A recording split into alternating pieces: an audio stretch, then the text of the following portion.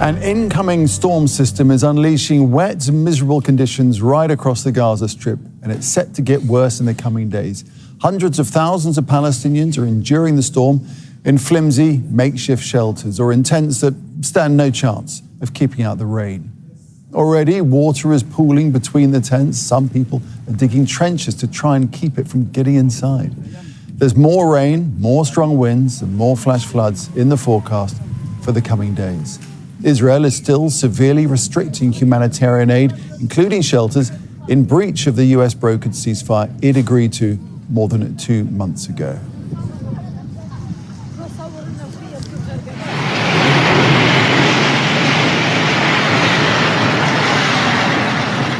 Gaza's civil defense is urging Palestinians not to shelter in damaged buildings after 3 unstable apartment blocks came crashing down in Gaza City. Officials are asking people to leave any structures that show cracks or signs of instability.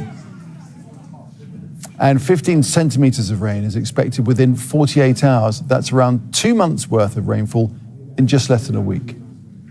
Aid groups say 1.5 million Palestinians are living in tents and flimsy structures. An estimated 300,000 mobile homes are needed. Tarek Abu-Zoom has been looking at the problems facing Palestinians in Al-Mawasi. The storm has practically hit Gaza and it's expected to intensify within the coming hours. But the significant rainfall has completely deteriorated the humanitarian conditions for families who are living in makeshift tents. We can see that water is quite streaming between makeshift tents, ruining it. And here in one of these local makeshift tents that we can see, the water is completely surrounding the tent and is as well inside. We can take a look and bend the camera to see how even the clothes and what's left of local families have been completely soaked with the rain water. And for many Palestinians, they are quite concerned about how they will cope within the coming hours when this storm intensifies. Here, as we can see, there is a huge pool of rainwater surrounding families who are still living inside, but they are run out of options. They are unable to get any sort of assistance. Israel is still banning humanitarian supplies from reaching Gaza, and UN agencies are still sounding the alarm over the huge deepening of the humanitarian emergency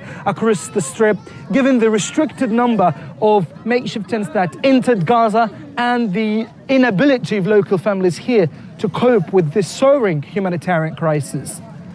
All right, let's get the very latest situation on the ground. Hani Mahmoud is live for us. He is in Gaza City. And Hani, well, conditions look bad enough already. The storm is rumbling all around you, and the worst is still to come, right?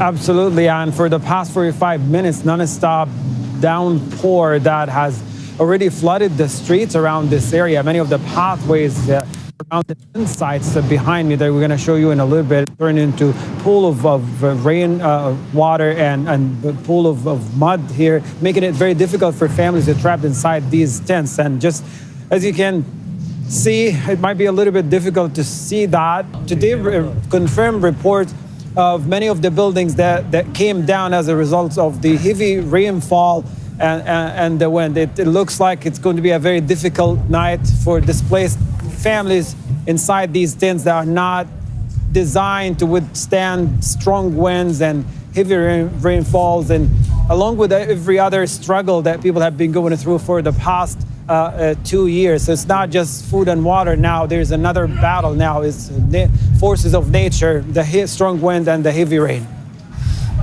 Yeah, you're right there in the teeth of the storm now, Hani, and of course all those tents that we've been looking at and occupied by families, by children and babies and so forth, all trying to tolerate this appalling weather, and who knows what daylight will bring tomorrow. These are the scenes from earlier in the day today, and it's just getting worse, as I say.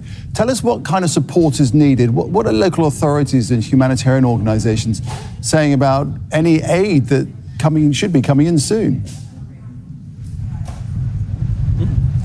Well, Nick, after 2 years of war and displacement, the shock of this storm just made people feel here that they are they're hopeless. They're being left, they're abandoned and left alone to face these challenges. And speaking of what support needed to be on the ground, it's basically everything. Just a few weeks ago, we reported on how it's hard.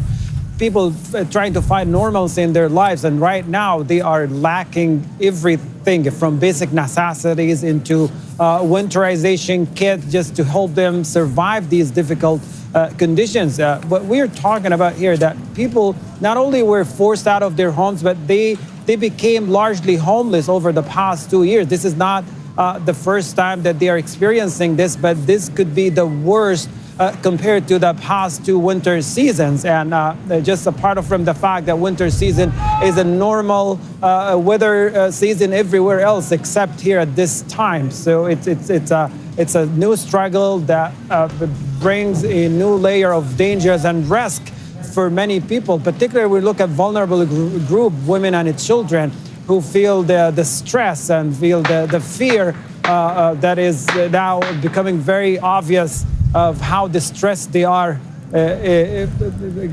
giving the storm that is still at its highest peak right now.